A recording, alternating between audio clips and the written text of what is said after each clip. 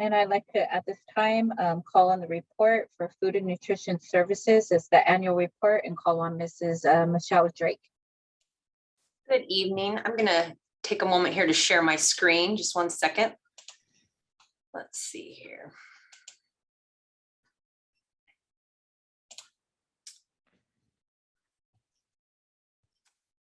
And oh, are you seeing just the presentation or, oh, I need to start slideshow. Sorry. I knew I was missing something. And do you see just the presentation or do you see something with a square on the side? Want to make sure I'm displaying the correct. You see the presentation mode, Michelle. Perfect. Perfect. No, perfect. we see the presenters mode, not. I want to there you swap. go. There we Perfect. go. Sorry, it's been a year since I've had to do this. I was totally expecting to come and visit you in person, and then the world changed again. So welcome, or thank you for letting me present this evening. Board President Martinez-Alir, distinguished board members, Superintendent Hoffman, Ms. Avalos. I'm here this evening to present the 2021 update for Food and Nutrition Services. Food and Nutrition Services supports district goals through wellness by providing a healthy and safe environment for our students. For the 2021 school year, our recap, a year in review, we did a lot of planning and dealing with challenges. The food and nutrition teams throughout the district focused on planning to provide meals to when we started back with modified in-person instruction, and still continue to provide to-go service for those students who decided to stay in distance learning. We also did a lot of planning throughout the spring to be prepared for a return to all students in the fall and providing free meals to all children. Throughout the 2021 school year, we continued to focus on meeting all the meal requirements of the federal government, which has become a little bit more difficult with the supply chain issues that we have been experiencing. We also have had a focus on how we continue to provide access to those families that continue to keep their children in independent study. Before I move forward, I just wanted to give kudos to the Food and Nutrition Services teams. I have got to have, no offense to everybody else in the district, but I have to have the best team out there. My team have continue to face challenge after challenge after challenge, and they do it with grace and with a smile, and they continue to come to work. And I just can't say enough for the appreciation I have for the Food and Nutrition Services teams, along with everybody else in the district. But we have a motto. We started a motto when COVID first hit, and our motto was, we'll make it work or we'll make it better. And throughout, whenever a challenge has come, we've made it work. And through trial and error with all of those challenges, we've made it better. With our current climate that we're in now, it is a little bit more difficult than it even was when COVID started and through the 2021 school year. And our new motto to go in alongside the other is, your struggle today will be your strength tomorrow. And so I have to continue to remind my staff that we can get through this, and that the things that they're struggling on now, they will find their rainbow in, and will be something that they can say will be a strength in the future because of what they've gone through and their perseverance. So thank you to the food nutrition staff for all their hard work throughout the pandemic and their continued work. That brings us to meal counts. So during the 2021 school year, we saw quite a large decrease, just over 2 million meals than what we traditionally serve in the year prior.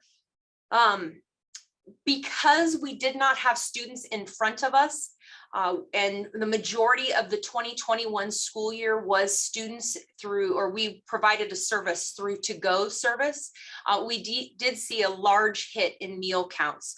So we went from what we traditionally see pre-pandemic, 8.2 million or so. Because when COVID started in March of 20, we saw a small decrease down into the 7 million range. And then last year for 2021, we saw only 4.9 million meals served. I will tell you that based on current projections and what we're seeing just so far, we are seeing an uptick. We are seeing approximately about 4,000 additional meals a day than what we were serving pre-pandemic. So I am hoping that by the end of the 21-22 school year, we will see numbers in the 8.2 or higher range. So I'm keeping my fingers crossed. That brings us to reimbursement rates. So through the pandemic, as we stated previously, the federal government continues to provide us a waiver where we receive a higher reimbursement, which is called summer feeding reimbursement for all meals we serve. So every meal we serve currently, either breakfast or lunch, is reimbursed at the federal free rate. And you can see those rates there for the 2021. And I apologize, I noticed a typo just before I presented. The last column is supposed to say 21-22. We are currently receiving $2.46 approximately for every breakfast we serve, and $4.31 for every lunch. And then we also receive 24 cents for every meal from state reimbursement. So the top two are federal reimbursement, and the state is what we get from the state. So prior to the pandemic, as you recall, all of our meals were provided based on a child's eligibility and their ability to pay for those meals. So at one point, all children were asked, or families were asked, to complete a free and reduced meal application in order to be able to receive their meals for free. The information I have on this slide in front of you is solely free and reduced meals. This does not take into account any LCFF or alternative income forms, anything of that nature. This is solely applications and direct certification that come in to the federal meal program. And I bring this up just as a trend and as a highlight that you notice in 18 and 19, our district under free and reduced meal applications and direct certification sat at about 52, almost 53%. When the pandemic, the first year of the first full year, when we did a snapshot in October of 2020, we had dropped to 44.5%. This year, we sent applications out again to all students throughout the entire district where they're eligible.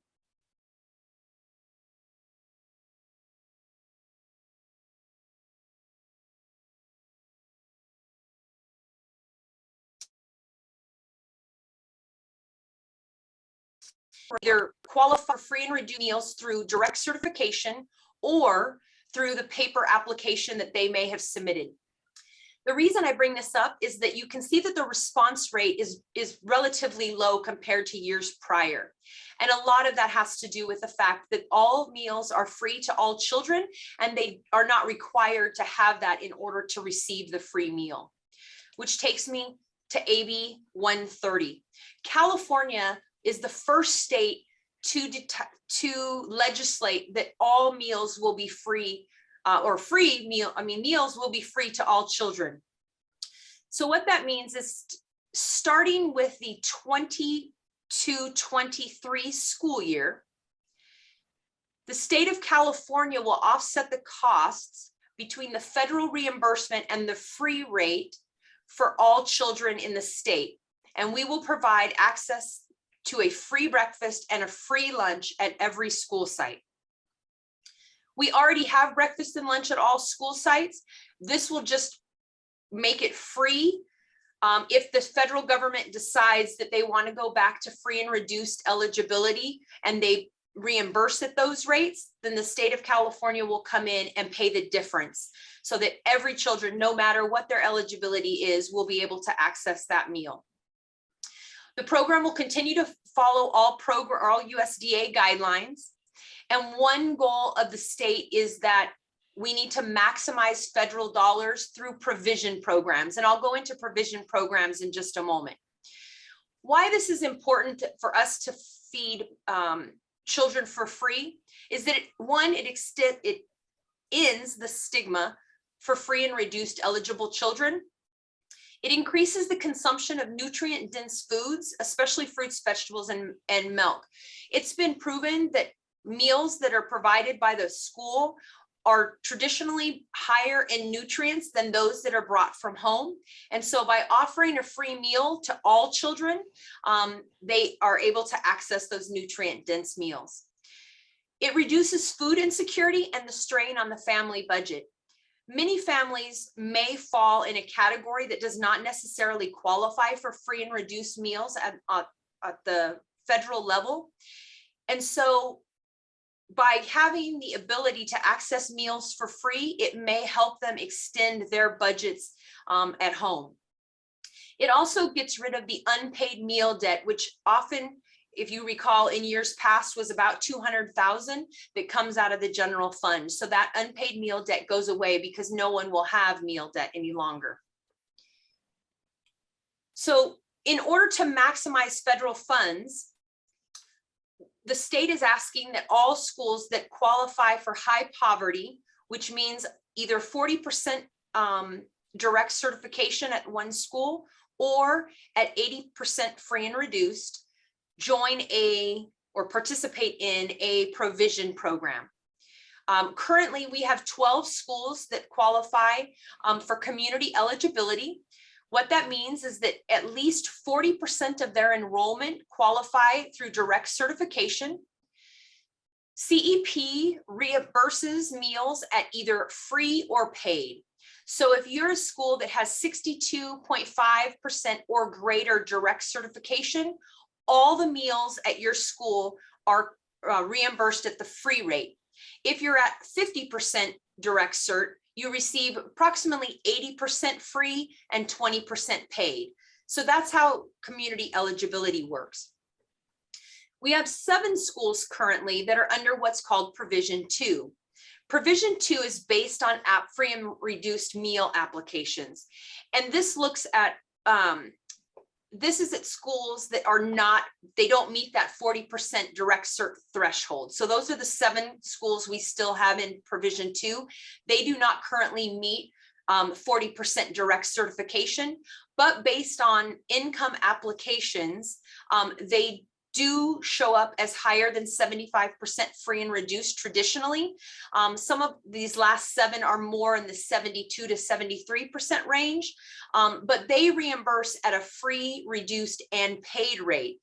So we look at which one is monetarily more conducive for the district, and this is the breakdown currently. So of those 19 schools, with all of those 19 schools being in provisions, Elk Grove meets the requirement, and currently all of our schools that are high poverty are in a current provision program. So at this time, we will not need to move forward in any other programs to meet AB130. We are already meeting that standard. We will continue, though, to look at schools that are kind of teetering on how we better can move them into a provision. And we are currently looking at that information. That brings us to our revenue. For the 2021 school year, with the loss of meal count, we saw also a loss in revenue. We brought in about $16.4 million. And when you look at years prior, that is quite a drastic drop.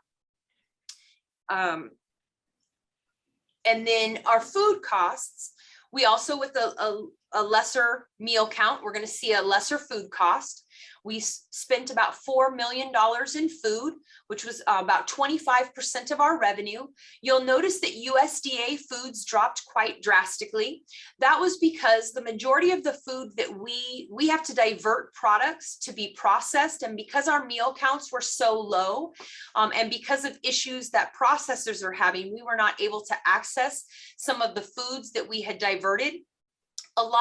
We were able to use a lot of dollars on fresh produce. So we used USDA to purchase locally grown produce in many instances to help use some of those funds. So our labor is actually our largest cost. As you recall, all labor and benefits are paid out of the cafeteria fund. With staff shortages, we did see a decrease in some labor costs, but we do know that with the increase in free meals that we're seeing at schools, but especially at secondary, we are going to see an increase in labor costs. We still look at all of our positions, even though we are not laying anyone off because we don't have any staff to lay off. We are looking at all schools because there are still some schools that have not gotten their meal counts, or their meal counts have not increased back to where they were pre-pandemic.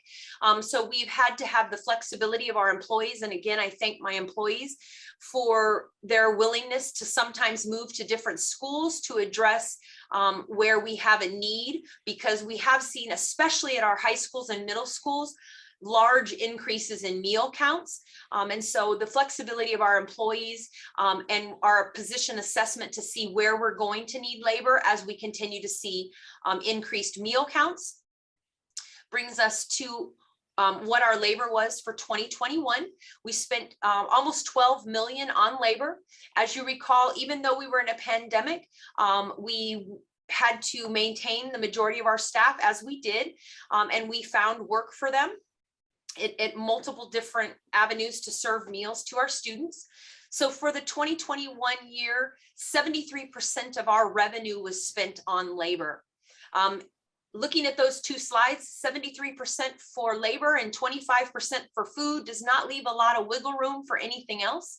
And I thank the board for allowing us to receive some ESSER funds to help us get through the extra costs that we had in regards to just the daily business requirements that are there. And so the funds that you provided from the ESSER funds to help support the costs that were not covered by labor or not covered by our revenue, since our labor and our food costs pretty much took all of our budget. So we continue to try and do great things in this department and provide services to students. One of the things is our fresh fruit and vegetable grant. You may recall that this is a program where we provide an AM snack at 3 schools in the district. This is a competitive grant, and we have it for Florin Elementary School, David Reese, and Samuel Kennedy, where we provide a snack on the playground or in the classroom at least 3 days a week. There, tied in with AB130, there was also something called the Kitchen Infrastructure and Training Grant. This is a grant that will provide all districts in the state of California that would like the funding, both funding for repairs or purchase of new equipment or improvements. We'll get a base grant of $25,000, and then based on our free and reduced at a certain time, there will be additional funding if funding is available. And then there will be funds for training. We'll get a base amount of $2,000 to provide training to our employees that focuses on nutritious foods. And then if there is additional funds, it will be designated to school districts at that time. One of the programs that we were very proud of, and we actually received an award from the County of Sacramento, was our organic waste sorting. We have started it back up at a number of schools, and we are currently, or our maintenance and operations department is currently working on a partnership with Cal Waste to help us re-implement organic waste sorting at all of our elementaries. We have had some dialogue with Cal Recycle, as well as Republic Services, the city of Elk Grove, on how we move this into secondary schools in the future. And so we are working in partnership with many players to see how this program moves forward. So with that, moving into the 2022-23 school year, we're going to continue to address labor shortages and how we manage the increased meal counts that we're seeing when we have limited staff. One of our goals is to also increase breakfast participation now that it's free, finding ways for families to be able to get there and have breakfast, whether it's before school or when we have staff again, maybe starting up second chance breakfasts again. We will continue to focus on plant-based and cultural flavor profiles. All throughout the pandemic, we continue to offer those items to our students. We look forward to implementing online ordering for our secondary students at high school so that we can help alleviate some of the lines, and we hope that it will help offset staff shortages. We will continue to focus on reducing food waste. We do sort waste here at the Central Kitchen, and we are doing so in our kitchens at the school sites, and we're looking for ways to create new systems and look for partners to do edible food recovery, because that's the next step in the legislation. It goes into effect in 2024, where we'll have to recover edible food, and then continuing to focus on every student in our district, especially now that every student can have meals. It's very important to us that we offer a quality meal to all students. So with that, I will open it up for comments if anyone has any. So at this time, I will open it up for questions or comments, starting with Ms. Nguyen. Hi, thank you so much for your presentation. I am a student, I go to school, I eat school lunch. And so I've seen the amazing work that the food and nutrition team has put in, ever since I was in kindergarten until now as a senior. And I firmly believe that, food, just like oxygen, is something that everyone should be entitled to. And even though, unfortunately, in our current world, that doesn't always hold true, I think it is amazing that now we're able to offer food to our students at no cost, to them at least, because students already have so much on their mind. I'm a student, I can testify to that. Families have so much going on. They have so much to worry about already, that I think our ability to ease the concerns of whether or not a student is going to be able to eat while they're at school is something that is priceless.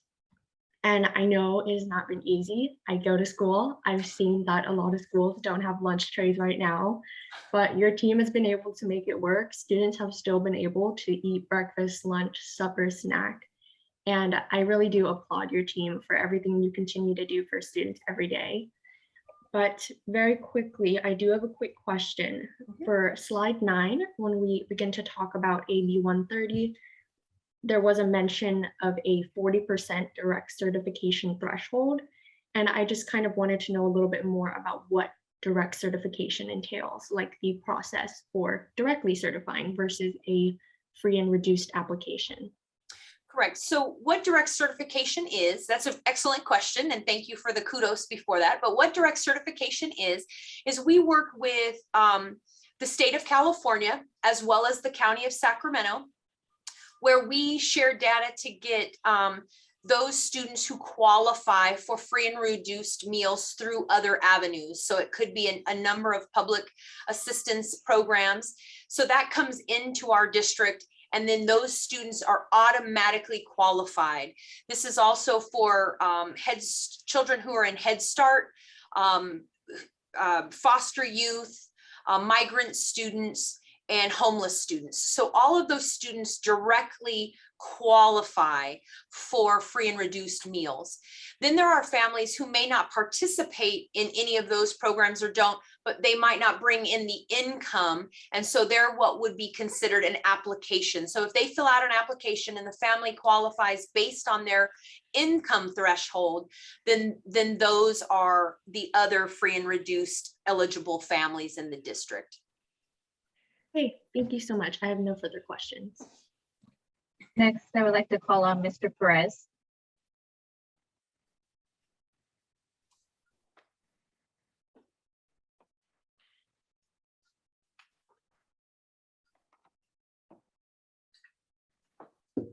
I like your slogan. We make it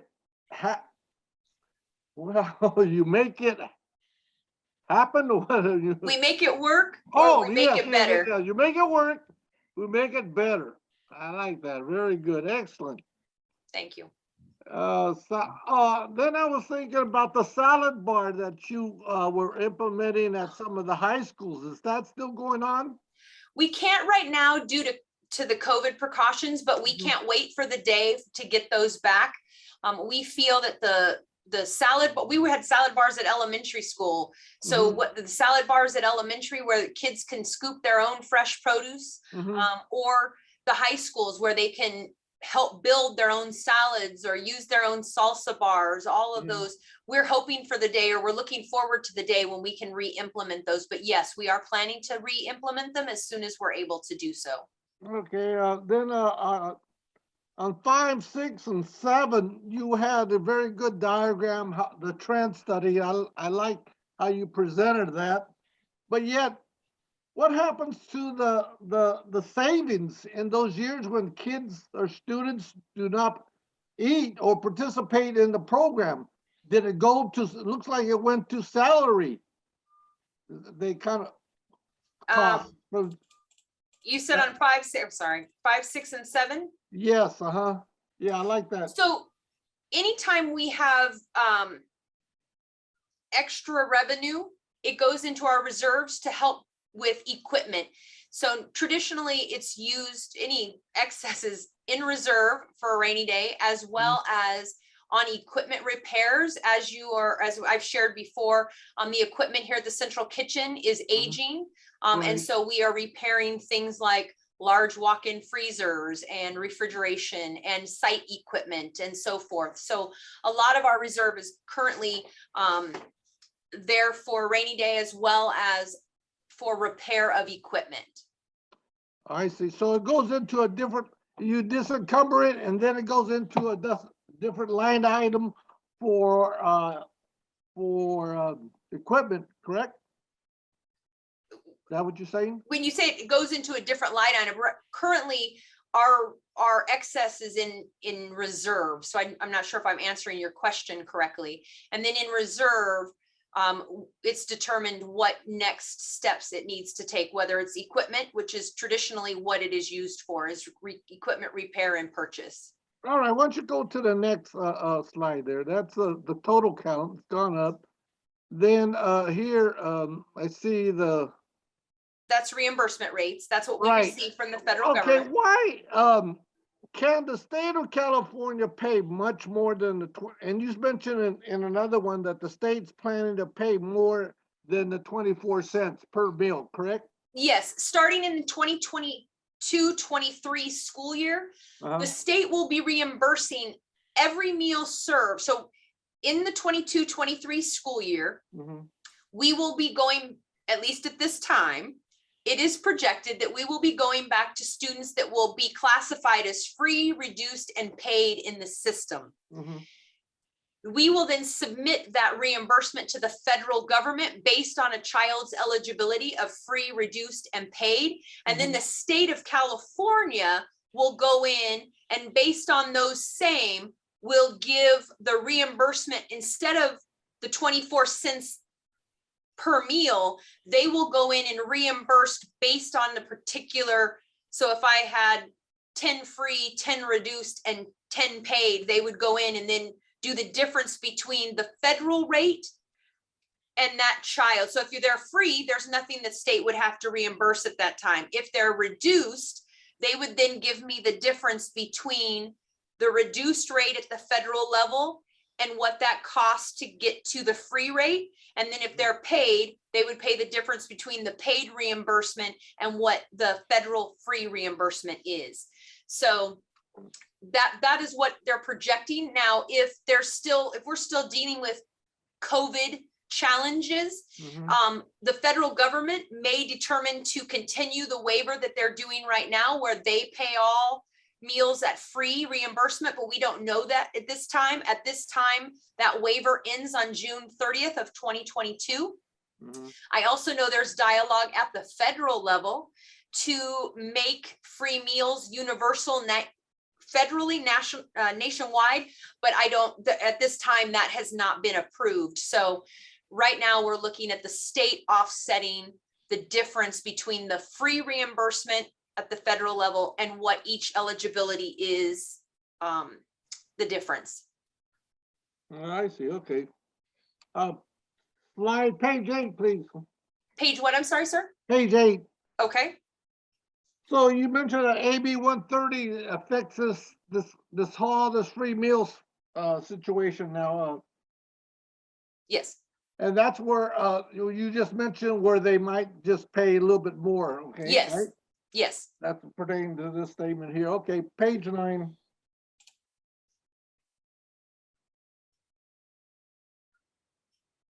Okay, this you mentioned Okay, look at schools above 75% and 40%. And you mentioned 12 schools, total of 19, Correct. and but I think we have more. I think So we we- have about more than 19 Title I schools. So Title I is different. Right. So we have to look at it based on, so community eligibility that looks at each school and the number of students at that school that qualify through direct certification. Mhm, Currently, all the schools in our district that meet that 40% threshold mhm. are CEP currently. That doesn't mean that they don't have other students on the campus. Mhm. And so that's where the provision 2 comes in, where we've noticed in years past, based on applications that were submitted, that those schools have a higher free and reduced, but they're not necessarily free and reduced through direct certification. They're through paper applications. And so that's where provision comes in. We are looking at a handful of schools that are not currently under either of them. And so right now there's probably 4 or 5 schools that they're about 70% free and reduced. And so Mhm. we're looking at how we can increase their numbers and Mhm. turn them into provision schools as well. Hello, can anyone hear me? Yes, I can. Yes, we can hear you, Mr. Yang. Okay. And I so, can hear. let me ask you a question. The correlations to school lunch programs and women, infant, children's program. Mhm. Is there about the same qualifications or certification process? I am not sure. I will tell you that we use the direct cert is we do a Medi-Cal. We do a Medi-Cal free and a Medi-Cal reduced. We do CalWorks and CalFresh, Head Start. And then those are all programs that are normally through direct certification. So if a family qualifies for one of those that I listed, then most of the time they'll come through direct certification through both a state match. We do a state match and we do a county match to try and get as many families as possible. Okay, that's what I was wondering about. Well, Yeah, we because- do a state and a county match to get as many families as possible. Oh, okay, so that is going on because I did hear about this happening, but I wasn't sure it was implemented yet. Yes, and we do it every month. We've done it for years. It's something that's been ongoing.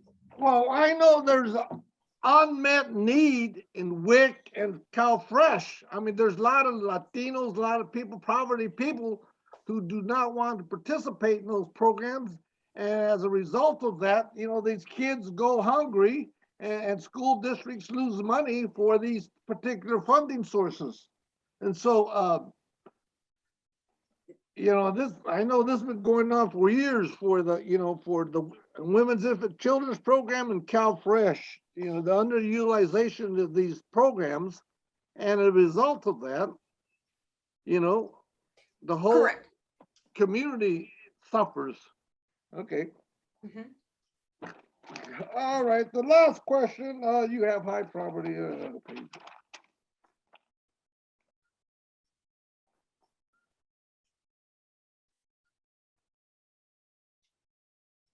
Yes, organic waste sorting.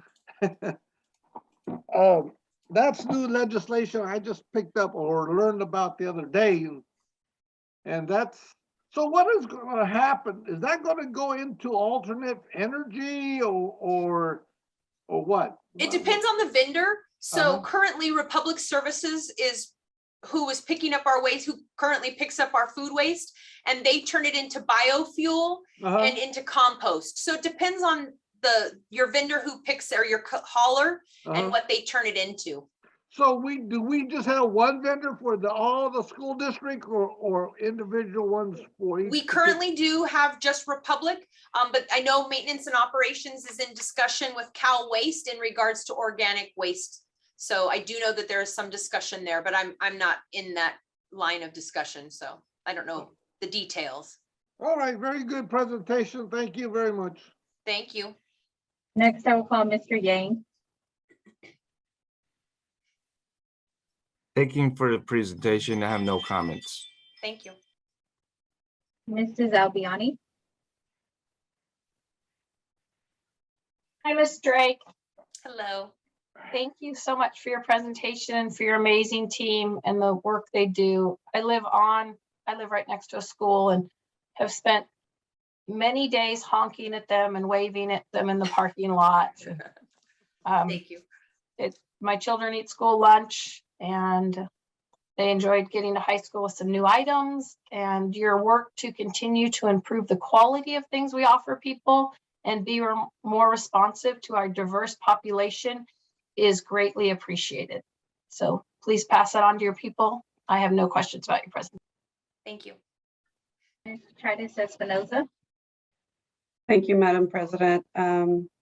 Ms. Drake, I look forward to your update every single year. Even before the pandemic, what food and nutrition services staff were able to deliver was impressive. I've run out of superlatives to describe, your department's work at this point. Thank you. And you always do such a great job of explaining both the granular and kind of the universal. I really appreciate that. I do have a question on AB130 implementation. You mentioned the $25,000 base grant. I'm actually, through my day job, involved in school facilities, and this is one of the areas that we're watching, the likelihood that many districts are going to need more money to build out the facilities. So for the benefit of my colleagues, about 20-ish years ago, the Department of Education, the state kind of started discouraging on-site kitchens towards centralization. The idea we should save money by doing, your central kitchen, then heat and serve. And now the governor is effectively trying to reverse that, right? Or starting to talk about doing that. And there are some benefits to doing that, but we have this infrastructure issue. So I'm wondering if you've been able to peg this, do you have an idea what our infrastructure need, like in dollar amount, would be to really fully implement AB 130? And also, would it require hiring additional staff to really implement universal school meals? Yes, it's going to require, well, it's twofold. Staff is going to be a necessity any way you look at it. I have teams currently, we'll use a high school, for example. Our busiest high schools pre-pandemic, we'll take a Sheldon, a Monterey Trail. They were doing 1,300 meals in one lunch period. I mean, not in one day for lunch. And all of those schools are up a couple hundred meals. And right now I'm doing it with half the staff because we just had staff shortages, and now we add an increase in COVID. And so staffing is going to be a detrimental. If we don't have staffing, a lot of the choices and options that we provide our students, we are not going to be able to do because we just won't have people that can make the food to provide our students. And we've always been very big on providing children choice or students choice so that we can entertain as many students as possible to come and eat lunch or eat breakfast. If I just have two choices, I lose a lot of kids, but by having 10, 12, 15 choices, we're able to really meet the needs of the students on our campuses. So staffing is going to be necessary. How many more than what we were pre-pandemic? A couple here and a couple there. We're not noticing the same increases at elementary that we are seeing at secondary right now. There could be multiple reasons for that. And COVID could be playing a part just based on the number of kids that may be out at any given time. So we may not see the need at elementary as greatly as we'll need it at secondary. Now, when you talk facilities, that's kind of a different ballgame, in my mind at least, and a lot harder to address because we built our schools in the 90s when it was our goal, or as a district, was to build the central kitchen and feed all of our schools as best as possible with minimal kitchen footprint. So our secondary schools, we have a lot more ability because we have larger kitchens. We have equipment in those kitchens that we can actually do some amount of speed scratch or scratch cooking, baking, those kinds of things.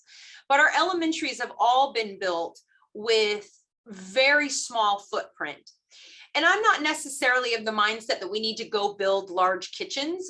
I still think the central kitchen thought process works. I think that there are ways. I think that, yes, it's a little bit more difficult in that sometimes, because we have to send out packaged food, it looks more institutional than, you know, here's this fresh served meal directly to a child. That does not mean that it's not made here from scratch. And I think that at least in our district, we've been able to market to families how our central kitchen works through our nutrition education program by having tours here with first and third graders and being able to really get parents to understand what we do, that they come here, they visit, they see, they're like, wow, what food nutrition does.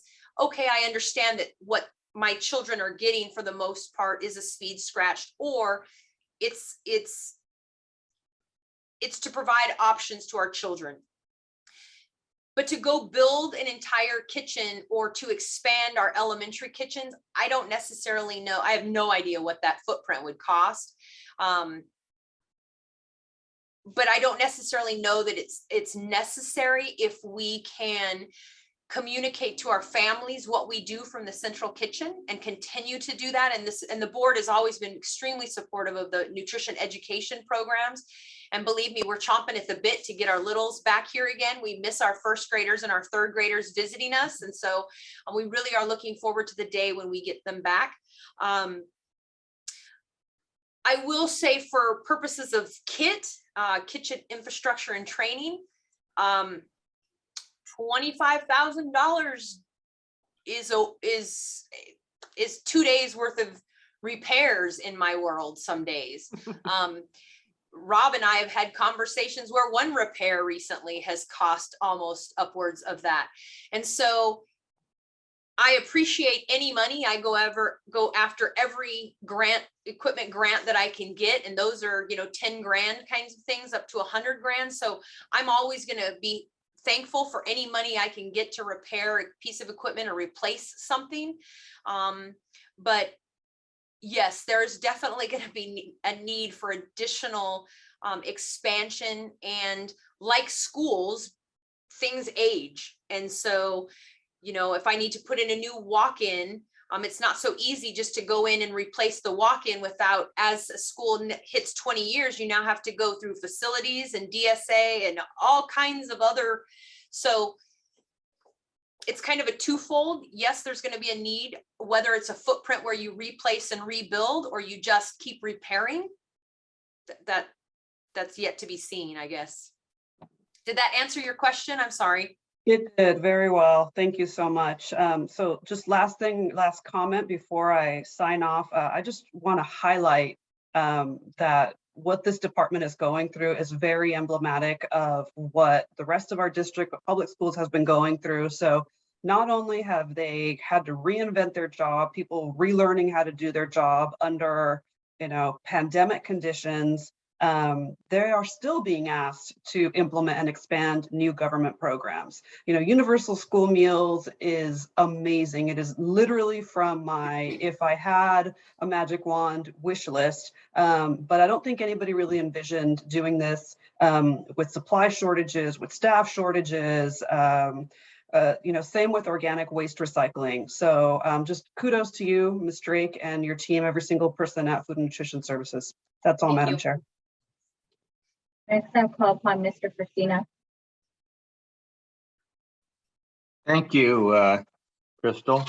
I have just one question of Michelle, but before I ask my question, I just want to make a number of comments.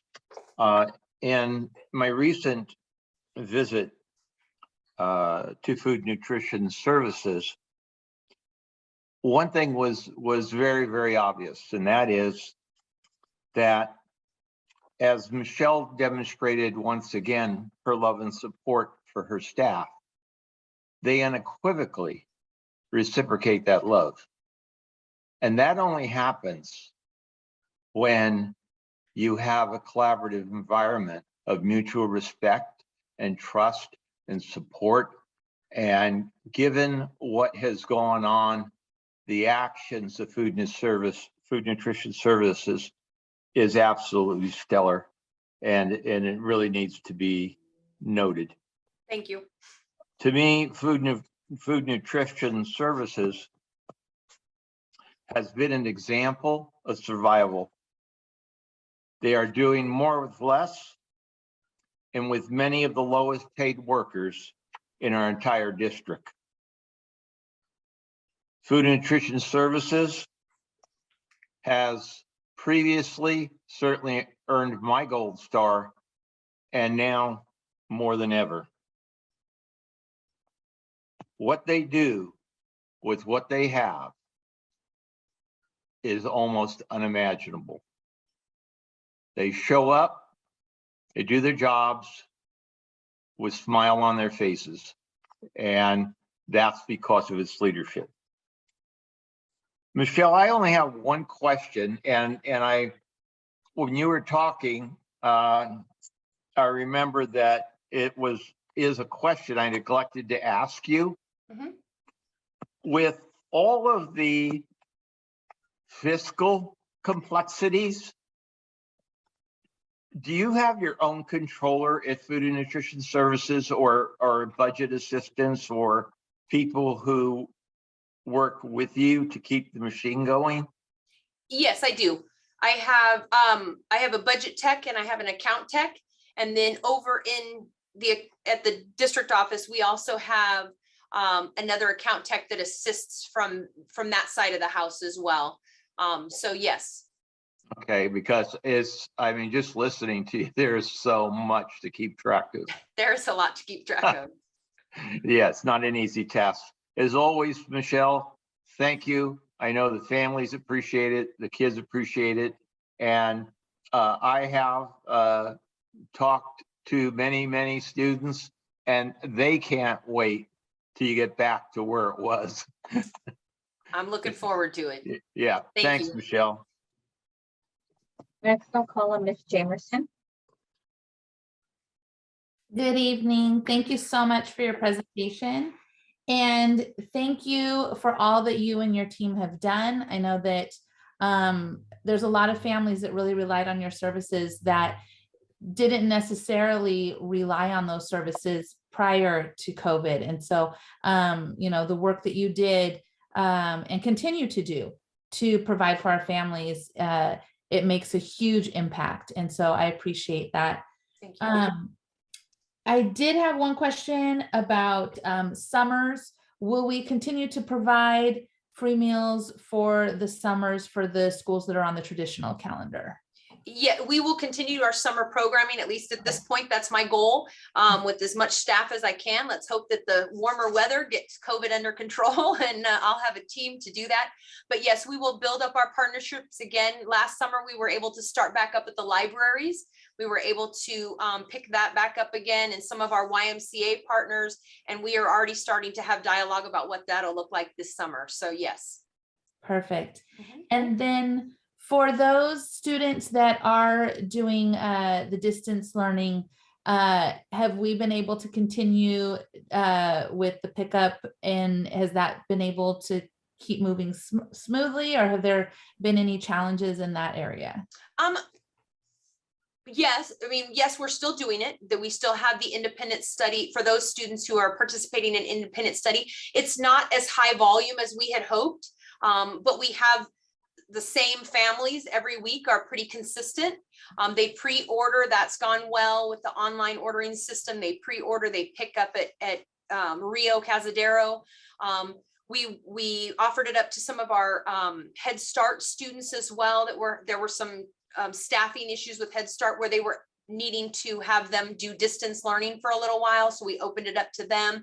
So yes, the only thing I would say is if we could get a few more, if there were families who were not aware or unsure, to reach out to us, and we'll be happy to go over how to set that up so that if they have students in independent study, that they can pick up meals as well. And it's one time a week. So Perfect. Thank you so much. you're welcome. So again, I'd like to echo the comments of some of my colleagues. We appreciate, or I appreciate the work from food service and nutrition, the team. I cannot say enough in words what it meant, and continues to mean to be able to support our students and families nutritionally. And then hearing feedback from employees, I think right in line with the question regarding kitchen infrastructure, right? There's always concerns of refrigeration at school sites or things of that nature. So knowing that there's a constant need for that infrastructure and then the funding, I think it's something to continue to outsource. I mean, you've been really key and on point when you've come before us previously talking about the different grants you've applied for. So I applaud the work that you continue to do for our students and families. I did have just one minor question regarding some of the training opportunity. Are you already aware of different training programs you might focus on? You said you were going to roll that out district-wide, the possibility for the $2,000, and it said possible additional funds. So I was just curious, are you ready to have a development or aware of different trainings that may be impacted at different sites or ways to train the employees? So we've just started talking about what we might do differently. COVID, traditionally we've done in-services where we do a lot of hands-on training right before the beginning of the school year. But because of COVID, we've not been able to do that the last 2 years. So we've relied on a lot of computer type training where we do meetings like this, Zoom meetings, and it's just not obviously quite as fun. So we are talking about ways that we might be able to spend that money in a maybe small group. Part of it comes down to how our employees, we can use it for labor. So we're looking at maybe we do smaller groups and get employees to buy in to come in on their off time, and we would pay them to do that versus, on contracted days. So we're looking at some ways to do that. We're looking at, we work with a couple different partners who might be able to work with us on some hands-on cooking like type trainings. We have a variety of speakers that we've looked at. So we've not set up a set plan yet, but we're just trying to more how and when we would present those trainings. Thank you, because I imagine, as you continue on, things will come to fruition and plan to roll out. So I appreciate that. Different ideas, it sounds like it's ready being proposed. So thank you again for your presentation. And we appreciate you being here each year, giving that report, and look forward to it. The next item is discussion items, and we're going to be having the first item up is discussion of trustee area redistricting process, draft maps, and public feedback. And I'd like to call on Mr. Pierce. Get my presentation going here.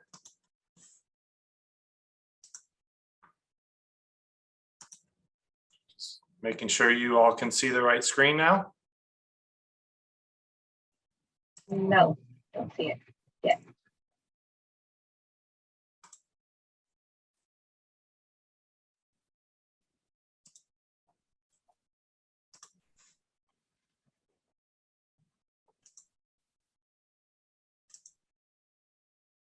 About now.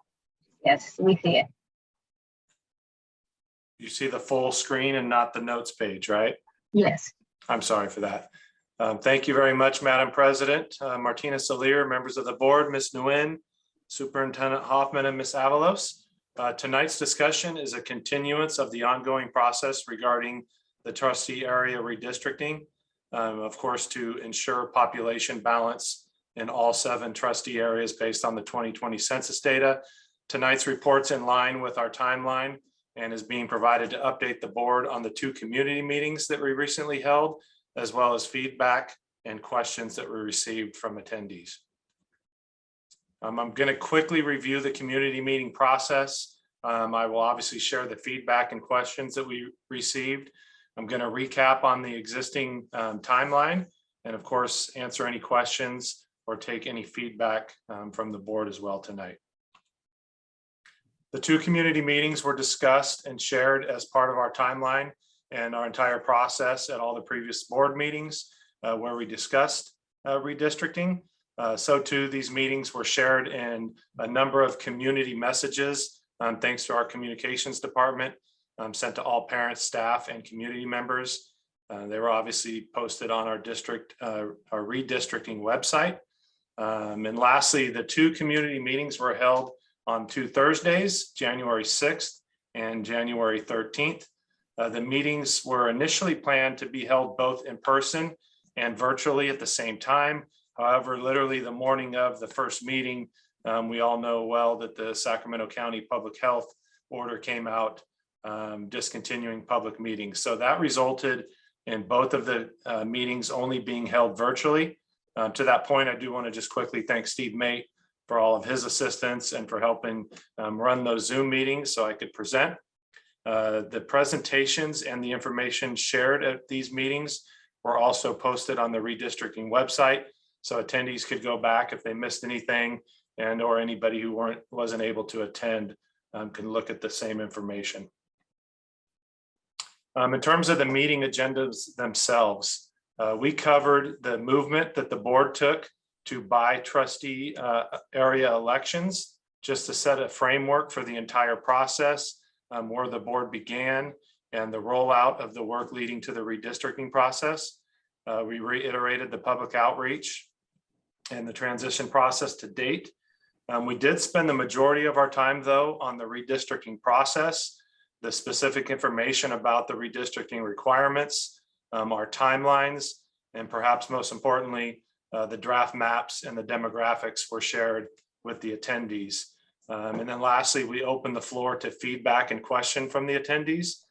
We allowed them to simply enter questions in the chat throughout the presentation that we would address verbally, or at the end, we allowed them to raise their hand so that they could interact with us live and have feedback and answer any questions that they might have. The attendees themselves received a detailed description of the process, including, again, the election system change. The attendees received a tutorial of our redistricting website. So we walked them through all that information that was available to them, how to access all of the resources, include some independent kind of unbiased information, if you will, as well as the draft maps and all the demographic data for those draft maps. And then we also walked them through how to use the interactive maps, because they could be a really handy tool and allow people to get to much more detail than the PDF map versions allow. Attendees were encouraged again throughout the presentation to ask questions and provide feedback through the chat feature and interactively. I do want to thank all 38 interested parties that attended the community meetings. It was frankly the most attendance and feedback we've had throughout this entire process, dating back to December of 2019. So again, I just want to thank them for their time away from their lives and their families to attend those meetings and ask questions and give us feedback. The following areas of feedback and questions were received at the meetings. It's not necessarily, some of them were reiterated, and a lot of people actually thought this had to do with school boundaries. So we spent a fair amount of time just having those conversations.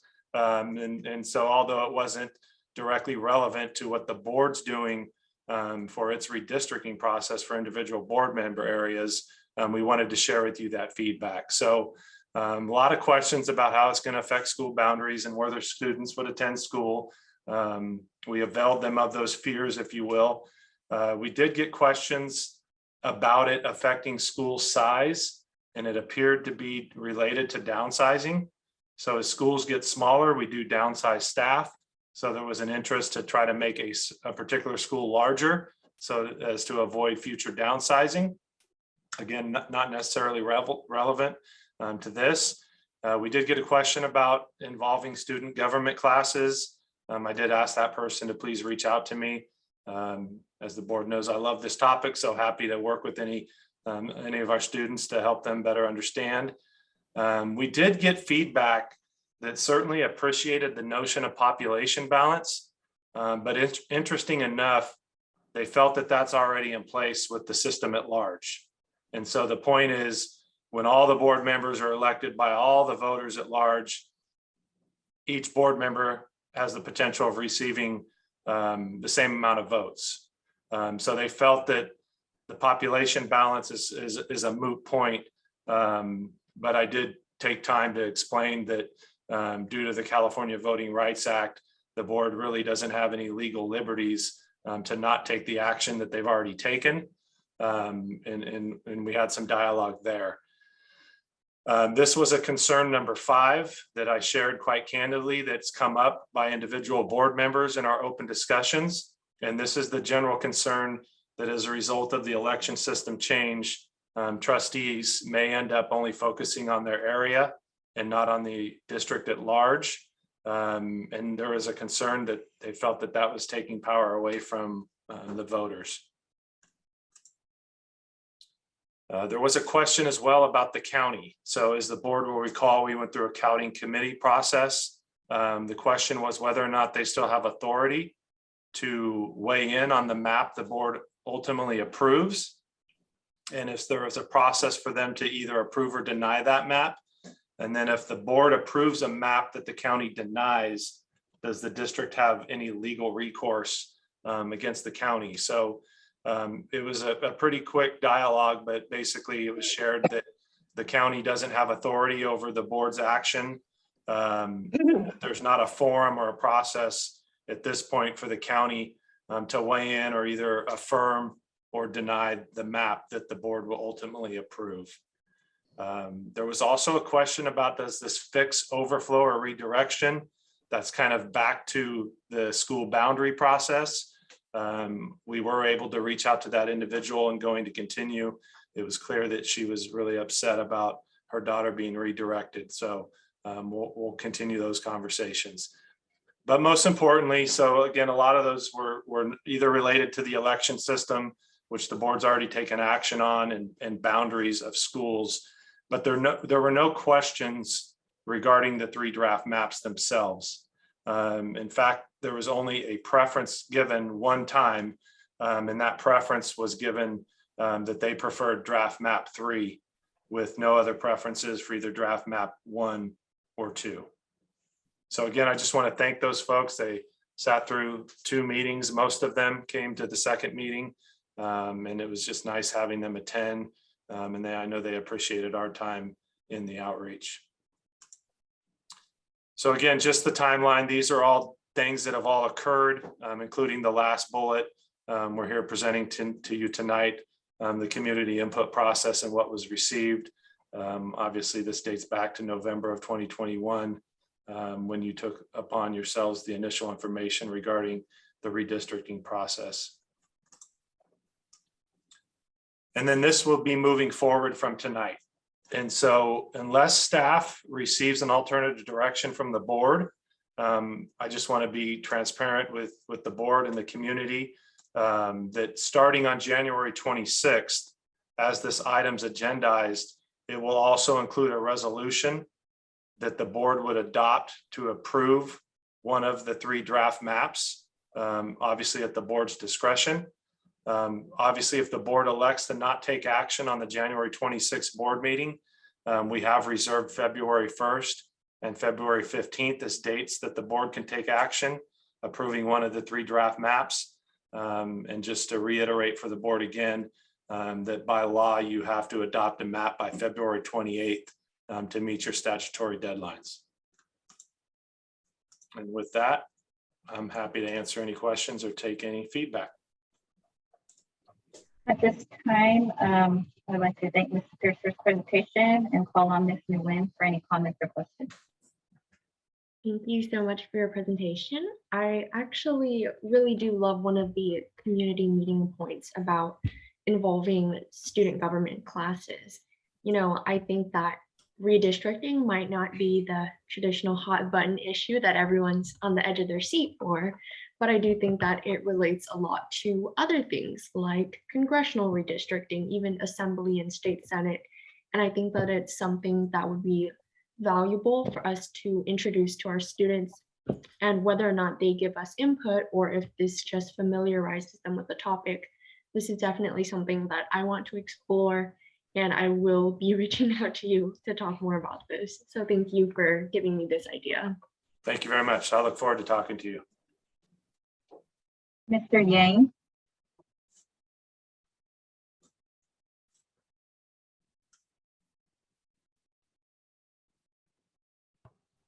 Crystal, I love the idea of getting feedback from the community. I have no further comments or questions at this point. Thank you. Ms. Albiani. I think we've been very clear with the process. I appreciate the time you spent with the community and the community's input, and thank the people who came, and look forward to voting. Ms. Tritis Espinosa. Thank you, Madam Chair. Mr. Pierce, thank you so much for facilitating that community meeting, those meetings, and for providing us such a great report out. My thanks to the members of the community who participated and provided their input. And with that, I see no reason why we shouldn't commence with the schedule that you outlined, Mr. Pierce. So thank you. Thank you. Mr. Forcina. Only comment I have is I passed Freddie. Ms. Jamerson. Just again, I'm really appreciative that we had community members come out and participate and ask questions. And I appreciate you taking the time to answer all of those questions and really helping them to understand the process. And I look forward to voting. Thank you.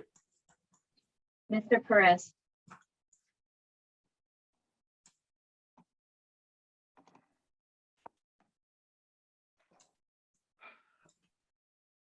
I'm concerned with the fact that you have disenfranchised our community. 38 people of the whole populace of our district is not compliance of getting people involved with this process. How did you put it in the Sacramento Bee?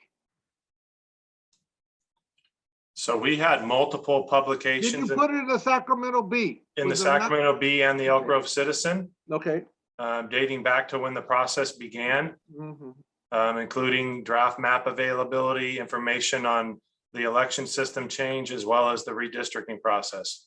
So within a week before the meeting, you put it in the Sacramento Bee stating that you were going to have a meeting regarding the draft maps? Yes. I'm happy to share with you those publications, Mr. Perez. All right. And the first meeting, how many people attended? Oh, I will have to pull up the data. I want to say the first meeting was 14 and the second meeting was 24 to make up the total of 38. And these meetings were held during the day or evening? They were held in the evening at 5:30 till 6:30. Okay. Big issue I have regarding disenfranchising the community is that I was very concerned, and the reasoning why you wanted to give the county of Sacramento data sets of our maps prior to the 2020 release of the census data.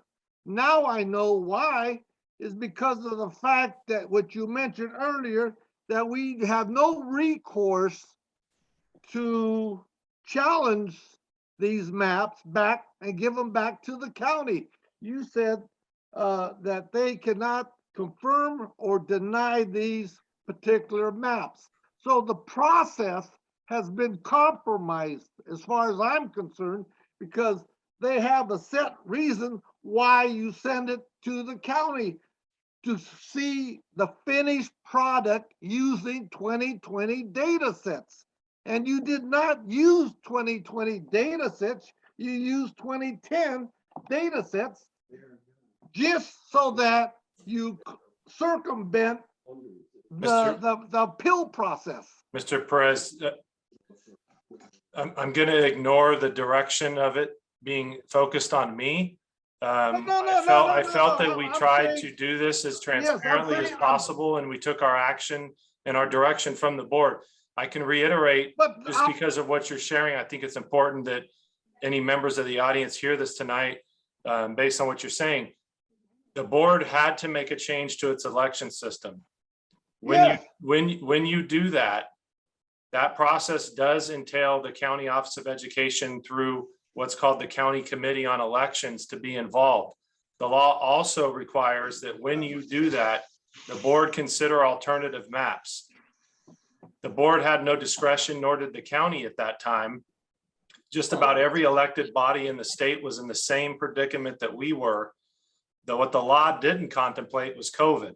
And the law didn't contemplate the 2020 census data that would usually come out in March being delayed until the following October. So there is still legal recourse if somebody were to challenge whether or not the board adopts a map that's legally compliant with the law. That's there and always is there. And we did, I just want to, reinforce the comment that we did present the information for the redistricting to the county, and the county did approve it when we attended the meeting. I was a part of that meeting, as well as Mr. Pierce and other members. Not board members, but the county members. So I just want to reintegrate that. All the timeline and the discussion has been transparent in the previous meeting. Ms. Albiani? but what I'm saying is that why did you submit 2010 data sets to the county when we had enough time? As you could see in your time frame, you have the whole month of May, January and February to use 2020 data. There's no such thing as the issue regarding COVID into this equation of using 2020 data, send it to the county for their review and for the board at the county level to review and approve it, deny or not. But yet that process, He's mild, right? You gotta hear because him. of the fact that you You gotta have see him. sent it prior, Mr. Perez, we do Mr. not Perez. have recourse to appeal it to the county. Now you're Mr. saying that we have to go through legal means if we do not like, or the community has to go through legal means to deny it, or and so that whole process of wait, it could have waited, and that was kind of a suspicious why you would have done that. Mr. Now I Perez. know. You do not use the word you. This was not a decision by Mr. Pierce. This was not a decision by me. This was direction given by the board, and staff carried out direction from the board. But No again, individual the did board, anything. I talked to fellow board members, some board members didn't even know the repercussions of why, they didn't know why you were sending the data sets or the draft maps back to the county We when answered you were all using questions from the board throughout the old process. data sets. Let's not And I speak for see anybody Ms. else, Mr. Pettit. Albiani and Ms. Tritis So- Espinoza. I Albiani knew had her what hand was raised. going on the whole time, Tony. Oh, wow, Ms. you Albiani? probably, you supported it then. You're saying you supported the process. Yes, I See? did. Yeah, of that, what do you call it? We cannot, as a board, challenge it. Or you just took out the equation of the Sacramento County.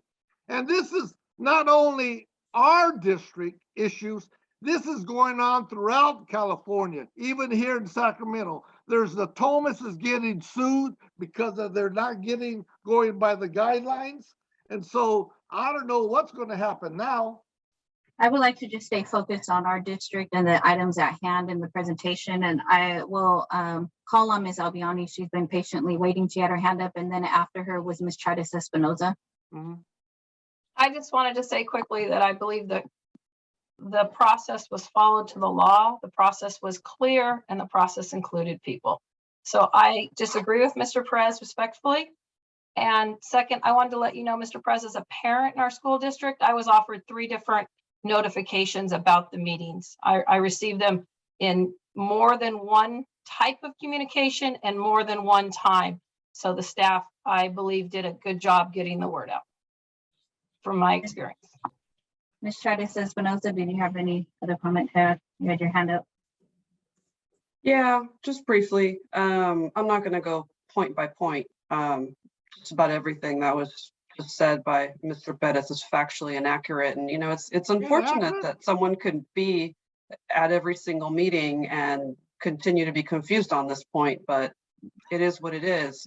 So should any member of the public, you know, share that confusion, or maybe now they're more confused than they were before. Want to reiterate that these maps are based on the 2020 census data. As has been stated, we have had many meetings. We certainly wish we would have had more public engagement, but hey, we're in the middle of a pandemic and we know what parents and families are going through. So just, you know, look at that redistricting website if you want some, you know, any additional information. And if you have any questions, reach out to us. So thank you. So in the process, the bottom line, we cannot submit the maps back to the county. They cannot confirm or deny the maps using our data. That's what the bottom line is. That's what I'm saying. Yes, we're using 2020 data, but why did we send the maps using the old data and not go through the legitimate process? The decision is And yours, tell you the Mr. Perez. truth, I spoke to the county president of the education board.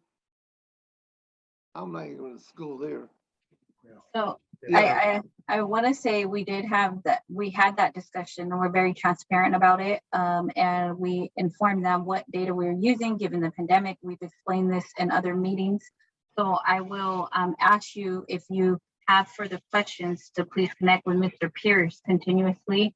I've asked that in the past as well, but for the meeting here, are there any other questions? So, that okay, pertain the to last presentation? question, why did we hurry to get those maps to the county then?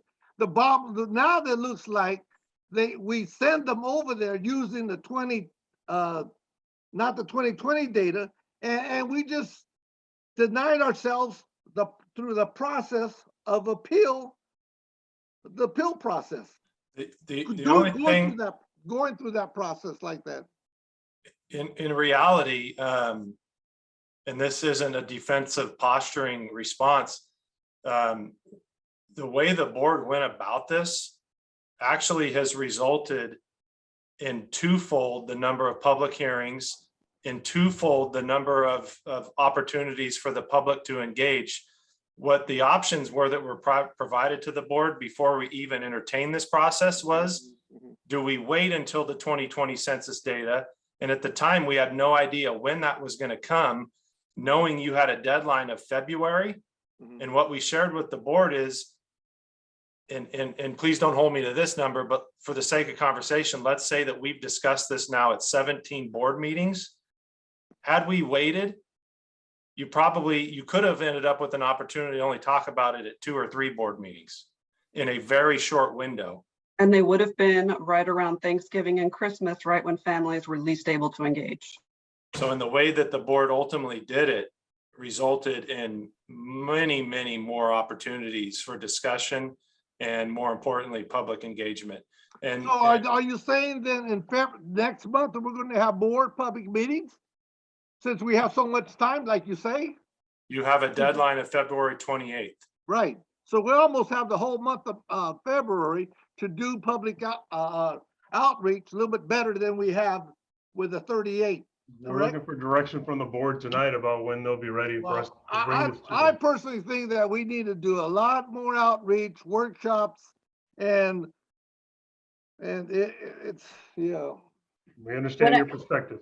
What I heard, thank you for the feedback, but what I heard from the board is they're fine with the timeline, continuing to move process, and making a decision at our next board workshop meeting. So again, the question is, do we have time to do more outreach workshops in the community?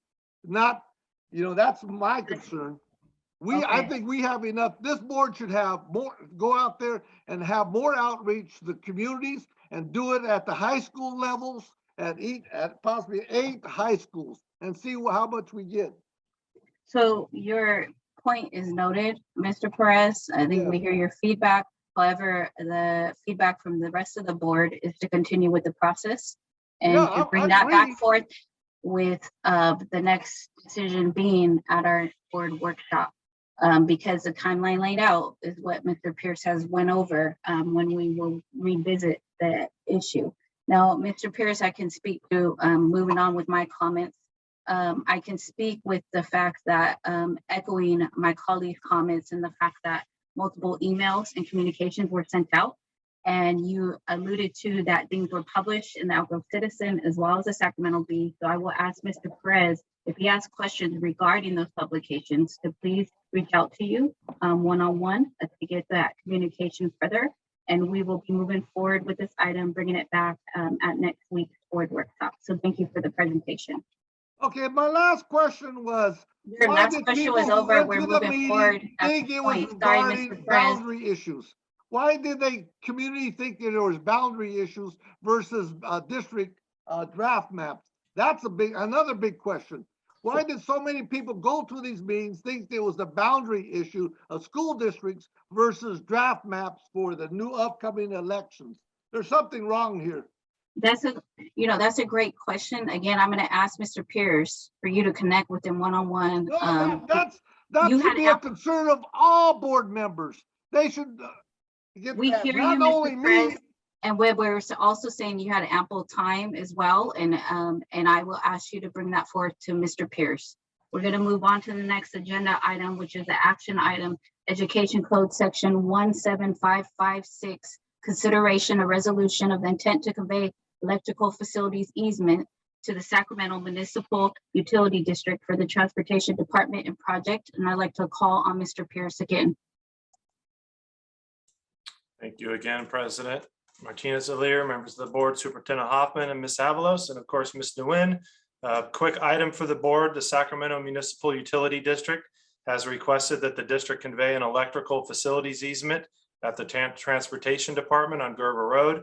The purpose of the easement is to allow SMUD to access, construct, and maintain electrical facilities serving the Transportation Department's electric vehicle charging infrastructure system. Notice of this intention was published in the Elk Grove Citizen, posted at the district office, as well as the Gerber Road location and the Elk Grove Public Library. The Board of Education is asked to adopt the resolution before it tonight of the intention to convey the electrical distribution facilities easement and to set a public hearing for the February 1st, 2022 regular school board meeting. I will end just by noting that the resolution of intention must be adopted by 2/3 of the vote. And I would be happy to answer any questions. So seeing no questions, I will call for a motion to adopt resolution number 36 of the intention to convey electrical distribution facilities easement to the Sacramento Municipal Utility District for the R16 EV infrastructure expansion phase 1 at 8421 Gerber Road, Sacramento, California, Transportation Department project, and to set a public hearing on February 1st, 2022 at 9510 Elk Grove Road in the boardroom at 6 p.m. So moved. So moved by Second. Ms. Albiani, I'll Second. second.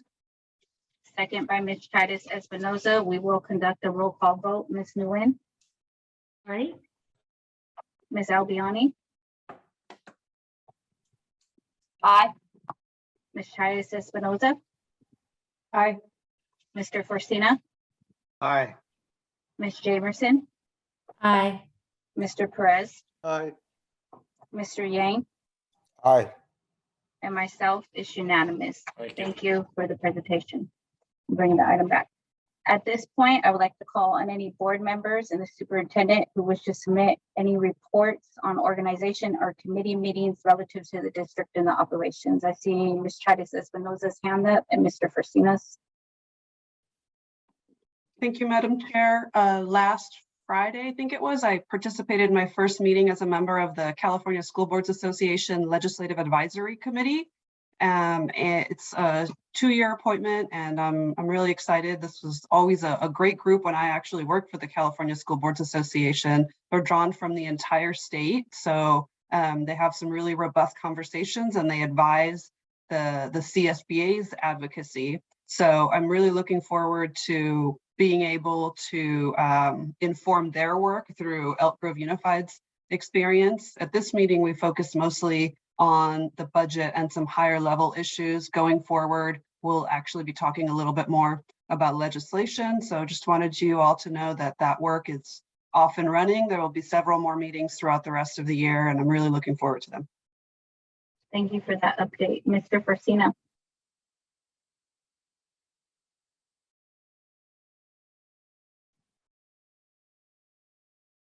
You're muted. Yeah, I sir. was unmuting in the wrong place. Last Thursday, Chris and I, we had 2x2 with Rancho Cordova. As I said before, those are always good meetings. Basically, what the meeting consisted of was updates in the areas that we generally talk about. The support they give to our schools through their tax measure, transportation, the effect of the virus in the schools and staffing, and of most important to everyone, because it's always there, is the negotiations that continue to go on for the land sale for the middle school, high school. We're very, very fortunate to be working with some really quality people there, and those meetings are always good. Get a lot done in an hour that's allotted, and I just appreciate that opportunity to work with those people. Thank you. And Mr. Hoffman, if there's no other board members. I'll be very quick. Of my big piece, I just want to say thank you. Thank you to the staff. Thank you to our families. The cooperation and the teamwork that it has taken over the past couple of weeks as we've worked through this surge has been amazing to watch. It's scary, it's challenging, all of that at the same time, and inspiring to work with the people that we work. Do also want to highlight the Sacramento County Office of Ed and also the Sacramento County Public Health Department. They've both been great as we're trying to navigate, this unknown. And every time we think we start to get ourself acclimated to it, it changes for us. So appreciate the support of the board, appreciate the leadership of the board, but the work of our teams and the cooperations with our families, it's the reason why we're going to make it through this. I just want to make sure I highlighted that for everybody. Thank you. Thank you. Moving on to the next item, consideration of future agenda items. Just as a quick relative reminder, proposed for future agenda items is no action or discussion should be undertaken on any item not appearing on the posted agenda, except board members may briefly ask the consideration be given to place a matter of business on a future agenda item. Do we have any future agenda items? I see a hand, Mr. Forcina. I'll defer to Tony to go first. Okay. Okay. A big important issue is the organizations that monitors athletics throughout California. They have not taken a stance regarding our athletic programs and our student participation guidelines. Now, what guidelines are we going to have for athletes in our programs throughout the school district? So we are working with CIF on that work, and in conjunction with the California Department of Health. That's where they're doing those general guidelines, and then the other more specific work is specific with the Sacramento County Department of Health. So those guidelines are in place. We have them posted, but we can get that information out to you.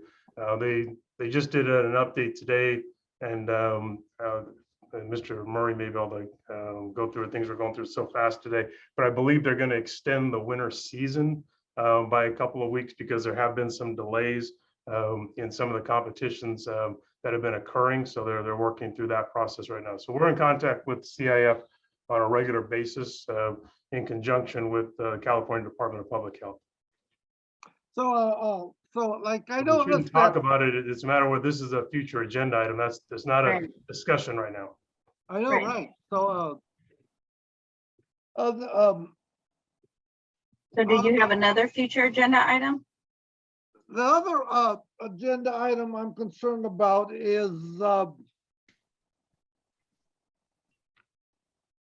having meetings, more outreach meetings, emergency meeting regarding students who come to school with weapons and how our board should deal with those issues. A clear right, a very definite proactive stance regarding these students who come to school with weapons in the closed session.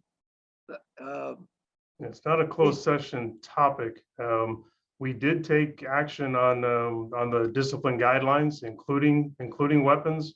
So I think our first choice would be to get that information out to the board and see if there's a need for an additional item. But we've already done that work. Right, I understand that, but yet there's some items that have, well, I think we need to talk about certain cases that we just flew off the radar. We can't talk So about I individual. like to have a closed session dealing with some of those issues in which So that not during were this, presented to the board, but yet I guess the board didn't feel that comfortable enough, or they weren't serious enough to deal with that in closed session and dealing with some of these policies that need to be addressed regarding weapons on campus. so I would defer to Mr. Hoffman. He mentioned he will be sending out communication. This is an item just for future possibly, but it's not a discussion item. So again, he will be sending out a further communication regarding the past meetings that we had regarding discipline. And we do have a discipline meeting coming up on the 26th. So I will move on if Mr. Perez is finished with Mr. Yes, Fresina. yes. Okay. Thank you, Crystal. I'm withdrawing. Okay, thank you. At this time, I would like to thank everyone for joining us for today's meeting. And this concludes our virtual board meeting. And we will adjourn the meeting at 9:27. Thank you all. Be well, everyone. Be well. Steve.